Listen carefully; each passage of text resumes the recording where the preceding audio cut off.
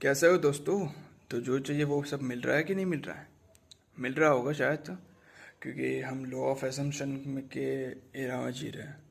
फिर law of attraction जहाँ पे लॉज वर्क करते हैं और हम बिलीव करते हैं। तो उसके हिसाब से अगर आप चल रहे हो तो बेसिकली हो सकता है आप सब कुछ मिल रहा होगा आपको। तो बेसिकली लॉ ऑफ अट्रैक्शन ये सब तो फ्रीक्वेंसी पे वर्क करता है। लॉजिक हो गया, इमोशन हो गया, लेकिन हाँ लॉजिक। तो आज हम बात करेंगे लॉजिक और इमोशंस के बारे में। लॉजिक ये है कि आपको साबित करना पड़ता है और इमोशंस ये है कि आप मान लेते हो।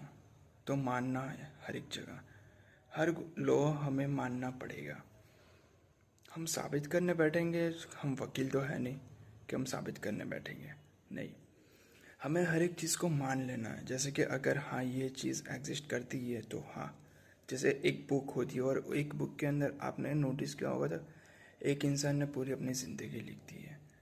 तो अगर आप वही ज़िंदगी साबित करने की जगह मतलब मान लोगे तो आप इजीली उसकी पूरी ज़िंदगी मान लोगे। लेकिन अगर आप चाहोगे कि उसकी ज़िंदगी जीनी है या वो साबित करने बैठोगे तो आपके पूरे 40 साल 80 साल निकल जाएंगे।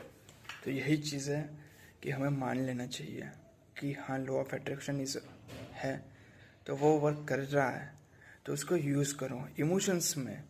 क्योंकि वाइब्रेशन यूनिवर्स फ्रीक्वेंसी पे वर्क करता है। अगर आप पूरा दिन खुश खुशहाल रहोगे और बोलो कि मुझे ये चाहिए माँ, मैं डेफिनेटली कह सकता हूँ कि आपको वो सारी चीज़ें मिल जाएगी। क्योंकि आप अपने इमोशंस पे वर्क कर रहे हो, आप अपनी फ्रीक्वेंसी पे वर्क कर रहे हो, आप मान रहे हो कि हाँ मैं वर्क कर रहा हूँ। FTP, फीलिंग्स, थॉट, बिहेवियर और एक्शंस।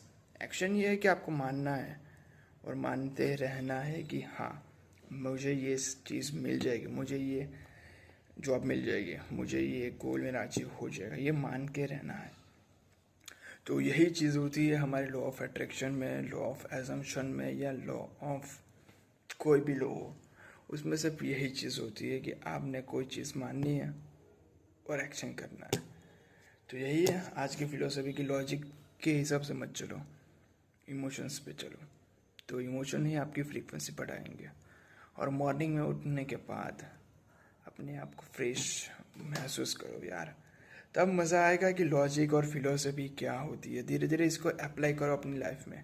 जैसे स्टेज 1 स्टेज 2 स्टेज 3 होता है, उसी तरह से ये भी आपकी लाइफ में इम्प्लीमेंट होगा, धीरे धीरे एनहांस होगा। तो यही कीजिए आप अपनी लाइफ में। तो इमोशंस पे वर्क कीजिए जिससे आपकी फ्रीक्वेंसी बढ़ेगी। Okay, thank you.